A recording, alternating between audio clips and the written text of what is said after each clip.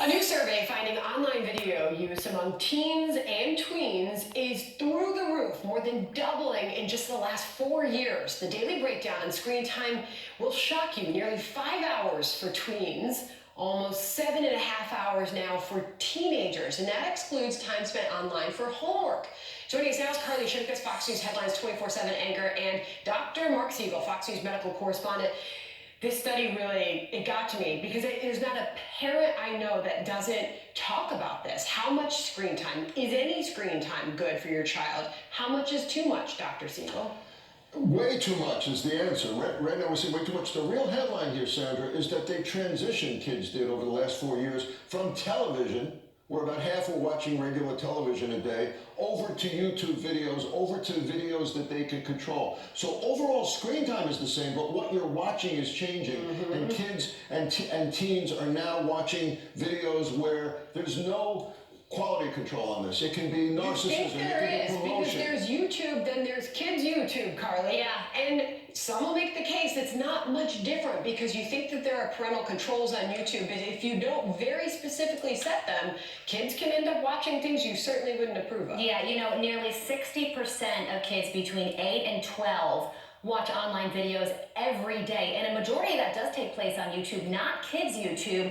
You're not even allowed to be on YouTube until you're 13 years old. This did not come as a surprise to me because social media influencers are the new celebrities. By the way, here is a full screen of the most used online video or subscription platforms. To your point, Carly, YouTube the most, 53%. Then it's Netflix, YouTube Kids, Amazon Prime Video, and Hulu. But you know, a separate study recently found that a majority of moms and dads spend almost as much time on their cell phone that they do one-on-one time with their children. So this is a learned behavior as well. I think that's a great point. I'm really concerned about the behavioral effects.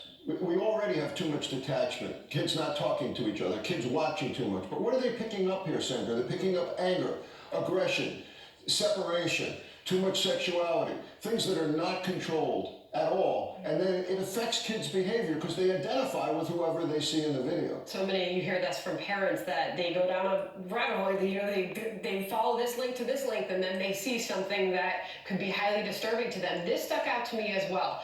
1 in 5 kids gets their first handset or phone or smartphone at age 8. That's the other big conversation.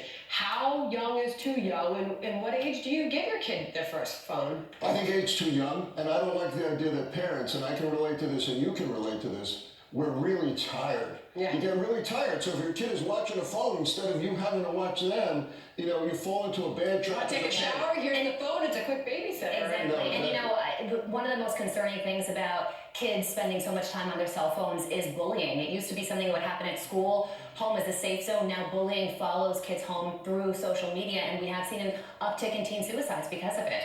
Copycat. But the point about being a role model for your child, because you know what, we go home and it's very relaxing to get on our phone, read the news, and we spend a lot of time on our phone. So set a good example, right, Dr. Siegel? Our screen time is up. I want to finish on your piece published in The Hill. Worry and division are destroying America's psyche. What did you write about here, Dr. Siegel? I was so struck this past weekend when al-Baghdadi was killed.